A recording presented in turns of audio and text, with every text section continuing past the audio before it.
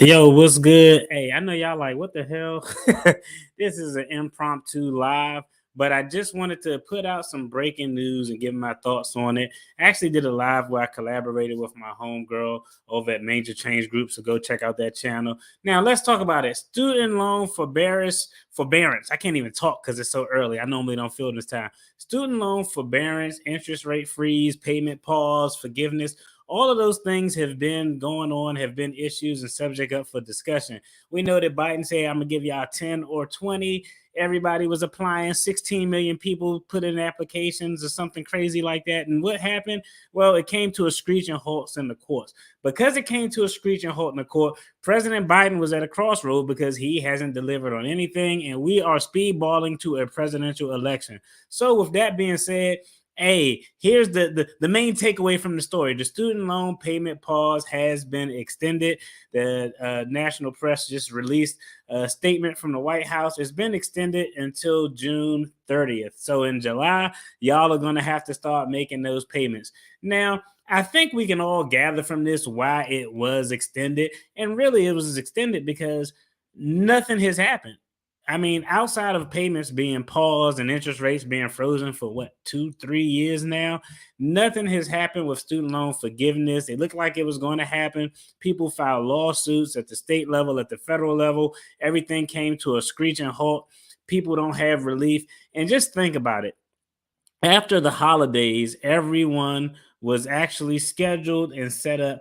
Come on now. Why you all in the chat with that? It's crazy. Let's go and get you out of here. But after, in January, everyone was set to make student loan payments. Now, I know we had this big, long ass period of student loan payments being frozen and interest rates being frozen. But let's think about it. If you weren't in a position to make progress on your student loans, if you had to restart making your student loan payments, $500, $1,000, $2,000 a month, whatever your payments were in January, even if your financial situation stayed the same as it was before the pandemic, you would be in a much tougher position. Why would you be in a much tougher position?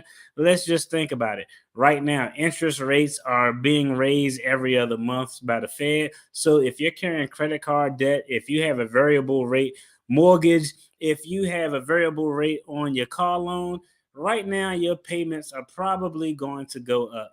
Another reason why you'll be in a worse position if you would have had to start making payments in January, even if your financial situation stayed the same, the price of everything else went up. So back in 2019, when you were making student loan payments, hey, the price of groceries were cheaper, the cost of rents were cheaper. So right now, long story short, the student loan forbearance is going to be extended until June 30th. So in July, people are going to have to start making those student loan payments. Now that you got the nugget and you know the student loan payments are going to be, the pause is going to be extended, the forbearance is going to be extended, the interest rate freeze is going to be extended.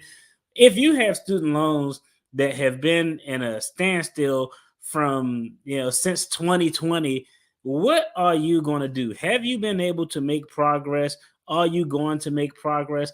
I'm just going to be honest. I don't want to be the bearer of bad news, but I would be shocked if student loan forgiveness happens on any level. I would be shocked if they give 10,000, 20,000, 5,000.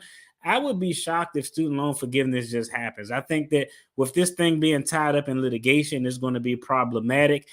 It's No matter how any lower court addresses it, it's going to make its way to the Supreme Court. When it makes its way to the Supreme Court, the question is going to be, what are the chances that this conservative Supreme Court is actually going to rule in favor of any type of student loan forgiveness? I just don't think it's going to be something that's plausible. So, as far as I'm concerned, I can't tell y'all what to do, but what I'm doing is, the fact that we haven't had to make payments and no interest has accrued for almost 3 years now is unprecedented. For me, that is the absolute best that the federal government will provide in relief on student loans for any individual. Now, hey, we could talk differently about the relief the government will provide if you're a corporation, but if you have student loan payments and you're waiting for anything to be forgiven, even with the public service student loan forgiveness, all of that stuff is subject to go up with a swipe of a pen through some votes and legislation.